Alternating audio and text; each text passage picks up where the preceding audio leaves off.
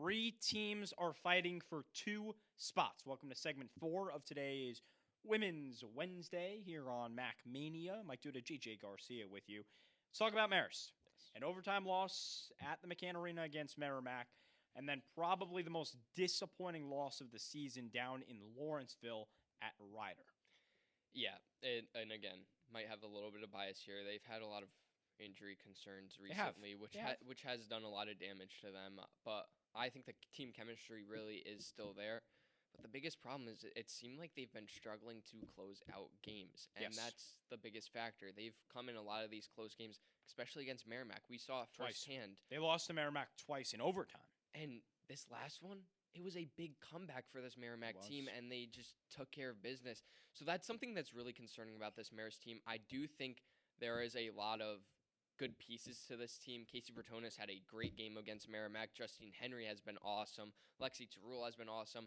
They have a lot of good offensive pieces. Defense is still there, but again, it's just they've been struggling recently, and right now this is the time where you want to shine the most, and they're not doing quite that.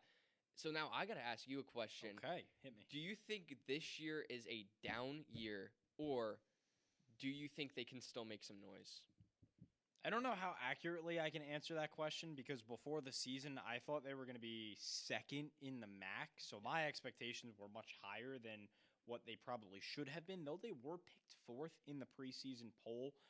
I think I was a big proponent of, okay, Morgan Lee is now going to Clemson. She left in the transfer portal. I thought that opened up a lot of offensive looks for the perimeter, most especially into Rule, Piddick, Williamson. I thought all of them. Chloe Escanelius has been getting a lot of minutes. So the fact that if she was a part of that lineup, I thought that was going to be great. And I thought Carly Fisher was going to be not Morgan Lee status because she doesn't have that outside perimeter kind of presence. She doesn't really shoot the ball. She did a handful of times in non-conference play, but she doesn't really shoot the ball from deep. I thought she was going to be pretty similar to Morgan Lee. And not to say that none of those storylines have played out, truthfully. I think injuries have gotten the best of them. So yeah, I guess when you look at the preseason poll, you say, yes, this is a disappointing year. There's a lot of caveats to it. Yep. And what they do in Atlantic City can completely change around my thoughts on how this season has played out. And again, they showed great fight on Thursday. Yes. Saturday was bad. They kept Ryder alive. They didn't clinch when they would have. If they won that game, they are in Atlantic City. They're in the playoffs. They gave Ryder a chance. They shot a season-low 6.7% from three-point range. They committed 18 turnovers and a near-season low in points, the worst in MAAC play at 43. Yeah, and that was something you highlighted. That MAAC game, even though it was a loss, coming into it, there wasn't too many high hopes for that game, but Marist kind of proved everyone wrong. They brought that good MAAC team, the third team in the MAAC, to overtime, so that was huge. But then it seemed like all that momentum in overtime just died down, and then all of that momentum going into the game against Ryder to clinch playoff berth just died right down, and that's kind of what affected that game. But again, I do think there is a chance that they could make some noise in the MAAC tournament. If they make the MAAC tournament, obviously 3 teams battling, but injuries have done so much to this Marist team, and it really does. It hurts to see that, especially being from Marist. But again, there's a lot of highlights to look at. Escanilla has been getting a lot of minutes. She's been shooting the 3-ball great. She has. Casey Bertonis, great game last against MAAC. So a lot of stuff to look at that's good. Some positives moving into later on this season and most especially next year when you get some of these injured players back. Let's move it over to Jersey City. St. Peter's with a win at Ryder in such a low-scoring, high-defense game. And then they lost at home to Sacred Heart. It's an ugly win, but they'll take it. Get this, JJ. That game was a combined 27% from the floor and 17 shooting from deep. They were only 56 from the stripe as well combined. Yeah, very rough shooting game, but their defensive effort is really there. They played great defensively, but sometimes their offense is a little lackluster. Rippey has been great all year, averaging 13 points per game, 8 rebounds. But they're a very interesting team, to say the least. They have played a lot of close games with some of the top teams, but also have lost big to some of the bottom teams in the MAAC, and that's something that raises a little bit of red flags. But for me at this point, it's kind of feeling like Rippey, it's kind of turning into a one-person show for this St. Peter's team. and they got to start getting some more people involved. She's been great. Don't get me wrong. She's been amazing. But I feel like they got to start getting some more players involved, get some more scoring going around, because they did shoot such a low percent, and they go through these stretches where they don't play great offensively, but their defense is really strong. Ryder can also go through some low stretches, but currently on a high. Yes, they lost that St. Peter's game, but they beat Marist. Though they're happy with the week, I would say, they probably really want that St. Peter's game back, because with it, you can't hold the tiebreaker anymore over the Peacocks, and you had a shot. If you won that game, then it comes down to the tiebreaker rules of, okay, where does everyone sit in the standings? What's your most impressive win? So you had a shot if you were a Ryder to have that tiebreaker over St. Peter's. You no longer do because of that loss. But still, they had that upset victory over the Red Foxes. With the win, they remain alive for postseason contention. They can't be eliminated Thursday. Most likely they won't be, I should say. But here's what I'm looking at. Very well by the end of this week, we could see that tie against St. Peter's. Would have the tiebreaker, but we could see that tie. Ryder goes to Canisius. Their only conference wins have been against Niagara, and Niagara, who's on a 25-game losing streak. St. Peter's goes to Fairfield, 16-1 in the conference, with the only loss being to Quinnipiac, and they just beat Quinnipiac. And then they play host to Iona, who just clinched a postseason bid. JJ, I'll throw a question to you to talk about this particular storyline.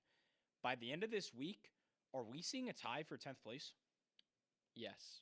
We are seeing, I second that. We are seeing a tie. They got a huge win against Marist. They play both the Buffalo teams, Canisius and Niagara, which they've played great against them all year. They have. And the St. Peter's team plays, like you said, Fairfield, Iona, and then Marist.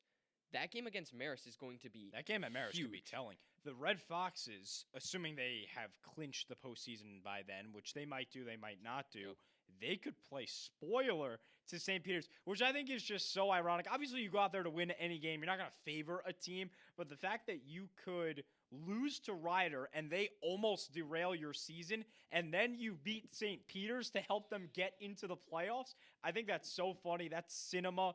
That's just basketball. And that's the best part about the MAAC, the best part about basketball. But this Ryder team, they have that confidence now. They just played a great game against Marist.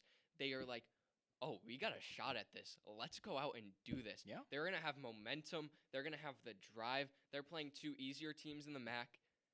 They know there's a real chance. They compete very hard night in and night out. Even if they're losing by a lot, they still compete hard, and that's what's so special about this Ryder team. And I really do think we will see a tie by the end of the week between St. Peter's and Ryder. It'll be fun towards the end. Two teams that we will not see having fun towards the end. I mean, maybe they'll have fun towards the end of the conference, but they just won't be in the tournament. Canisius and Niagara.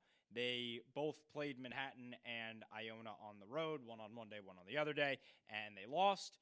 Canisius was eliminated with the latter loss. Niagara was done with their first loss, which was to the Jaspers. So funny enough, Manhattan actually eliminates both Buffalo teams, technically speaking, mathematically.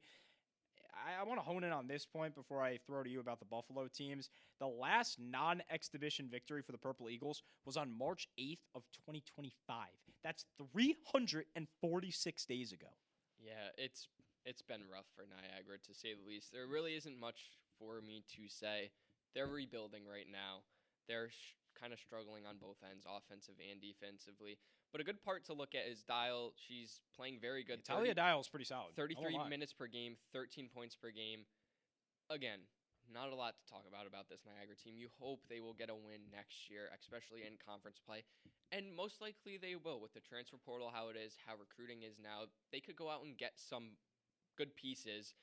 So it's going to be very interesting to see what they do. But this Canisius Golden Griffs team, I honestly really much like this Canisius team. Jabril has been great all year alongside Gales. They have been a great 1-2 punch for this Canisius team.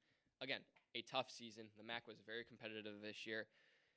And it seems like they kind of lack finishing power at the rim outside. And that's something that they're going to work on this offseason, obviously. But again, they still have a chance to upset the Ryder Bronx and knock them out of postseason contention. They can. There's still stuff that they can do this year. But again, not much to talk about. I do like this Griffs team. I think this Niagara team will come back better than ever next year, get a few wins. But again, 2 rough seasons for the Buffaloes. 2 rough seasons. Not a rough season at all in the Metro Atlantic Athletic Conference. Never is. And they also did some off-the-court stuff. It was on the court, but for an off-the-court cause. You always love to see it. Pink games across the conference this past week. An Instagram post from the MAAC said, quote, "Over the past few weeks, our teams played for something bigger than the game. Remembering loved ones, lifting up their stories, and standing united in support of breast cancer awareness. It's more than a competition. It's about strength, unity, and hope." And we hope that you tune into the next segment. Obviously, a great cause for the MAAC, by the way. JJ and I 100% agree on that. Yes. We love it. Love to see the pink uniforms at every school. But let's go ahead and transition into our last and final segment. And finally, we can figure out who that player of the week was.